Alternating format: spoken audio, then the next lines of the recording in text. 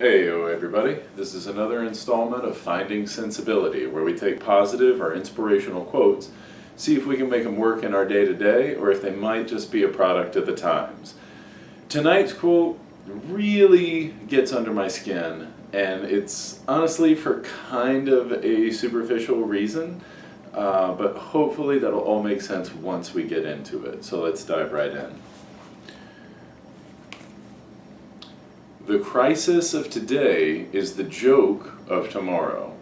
It comes from H.G. Wells. We all know the formula that tragedy plus time equals comedy. My issue with this quote simply stems from the language. So, what I'm going to do is kind of break it down and expand on why this gets under my skin so much.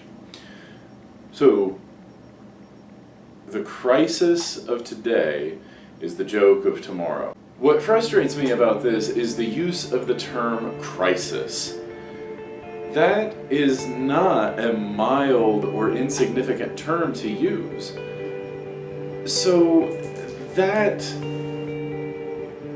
before I get entirely off topic with the quote, I want to talk about the use of language and how fluid it can actually be, but that doesn't excuse what you say. So let me try to put that all together. If you're going to say something like crisis, that is not a small-time problem. When I'm talking about something that could be a joke for tomorrow, or next week, or the week after, if I'm talking about like an episode in the car, where maybe I hit the brakes a little bit too hard, and I spilled my energy drink all over my pants, and I had to go back home, and it made me 20 minutes late for work, and yeah, it ruined my morning, but by the evening or by the next day, it was something I could laugh at, and what a stupid thing, woe is me.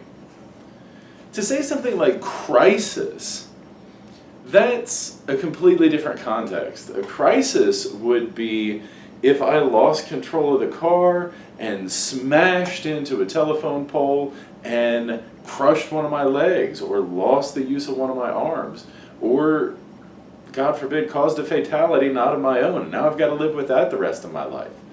That's a crisis. So the decision to toss around terms like this drives me crazy. And it's because people do it all the time. A good example is where I work. I work at a gym. I've mentioned before I'm a personal trainer. I've been doing this for a number of years. Drives me crazy when I'm doing an exercise or I'm doing a workout with somebody and they'll say, "Ooh, that hurts pretty bad." That is a red flag term to say I can't do this or I shouldn't do this. This is causing me a negative type of pain. This is not beneficial to me. This is detrimental to me. This is a negative thing for me. And trying to get people to understand that just because something burns or it's uncomfortable because it's so hard is not the same as it hurting. And if they're going to tell me something hurts, they really need to mean it. To slightly shift gears, but also give a little teaser for something we're going to talk about next week, people do the same thing when they say, "I love you."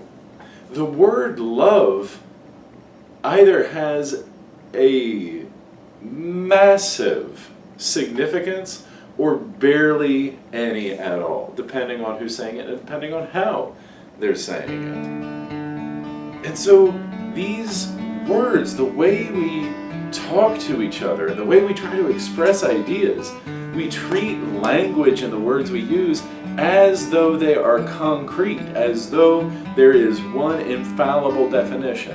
And of course, you can look up any word in the dictionary and have a definitive use for it. But we all know context is what dominates language. It's what dominates our communication. The way we interact with each other is not based on concrete terms and definitions. It's based on context, tone, all of these other things, hand gestures, body language. So many things impact how we communicate with each other, not just the words we use, but again, that does not dismiss the words that we use.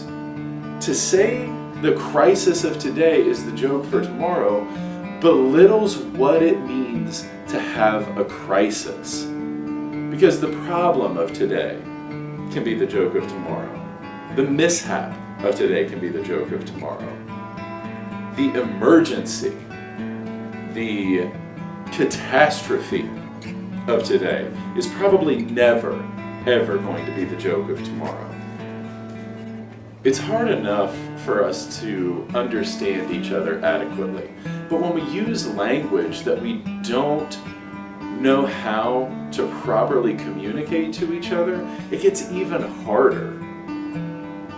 So make sure when you are using terms, when you're using language, when you are trying to communicate something specific, don't water it down, don't dumb it down, but have a good way to explain it. Take whatever words you plan to use, but be able to define them for yourself, for your context, for your conversation. And that's going to make things so much easier. It's not going to solve all of our problems, but it will at least put them out in the open. It will at least allow us to address them better than we do now. Until next time, stay tuned and stay real.